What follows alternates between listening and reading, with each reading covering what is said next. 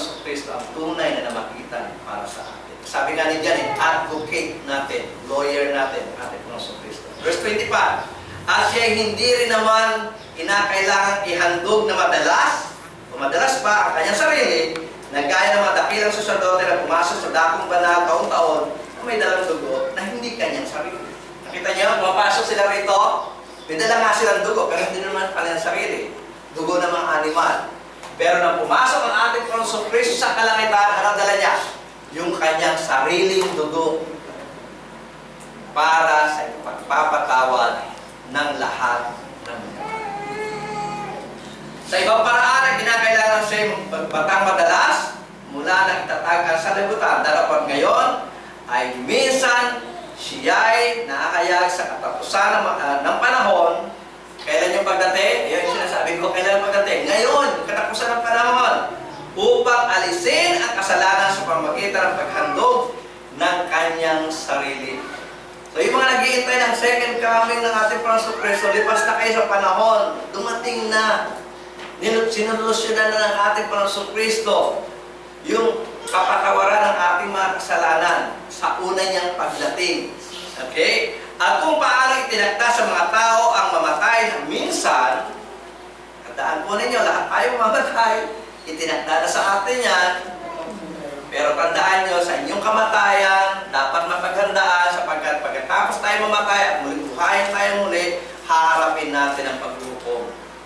Di ba mas magandang humarap sa paglilitis nang ikaw ay nakakasiguro ng absuelto kaysa namatayan, kinamatayan mo nang hindi hindi mo man lang napagsisihan ng kasalanan. Tinakda na sa iyong matay. Pwede kang mamaya, pwede kang bukas, pero siguraduhin mo, kung mamamatay ka ngayon, mamamatay ka bukas, mamamatay ka sa isang buwan, sa isang taon, siguraduhin mo nagbalik loob ka na sa Kanya. Bautismohan ka na para sa ganun, nakakasiguro ka sa iyo, sa paghuhukom na gagawin ng Diyos para sa iyo. Okay, verse 28, at gayon din naman si Kristo na inihandog na minsan upang dalhin ang mga kasalanan ng marami, sa ikalaway pagpapakita ng kulay sa kasalanan, sa ikaliligtas ng mga nagsisipaghintay sa Kanya.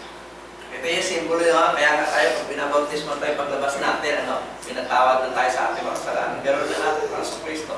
Nung pumunta siya, pinatay siya, pagbalik niya, siya ay nagpapakita na siya ay iwalay na sa ating, sa Kanya, sa mga kasalanan. May kasalanan ba ating mga sa Kristo? Di ba wala? Ibig sabihin, nagre-represent na siya sa tao na pinatawad na ng Diyos ang kanyang, ang kanyang kasalanan. So, hanggang dito na lang po. So, makikita natin kung paano ikinumpara ito, na kung saan ito yung ginadiyos na ng mga Hudyo Pangunahing aral ng Diyos, huwag kang sasamba sa Diyos-Diyosan. Pangunahing aral ng Diyos po yun. Pero ang kanyang mga lingkod na mga Hudyo, umiral sa kanila muli ang pagsamba sa Diyos-Diyosan. Sapagkat sinasamba na nila itong tabernakulo. Kaya ang ginawa ng Diyos, binakasan ito, inalis ito, at pinakita ang tunay na tabernakulo. Parang iba kundi ang ating Panginoon. Okay, so sana ay nakita niyo yung comparison between the physical temple at yung tunay na temple.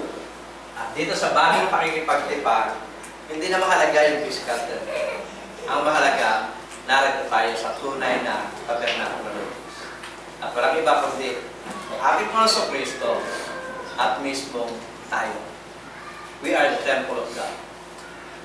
At dito po nananahan. So, dito natin mabakasan natin pag-aaral. Kung meron po kayo katanungan, ating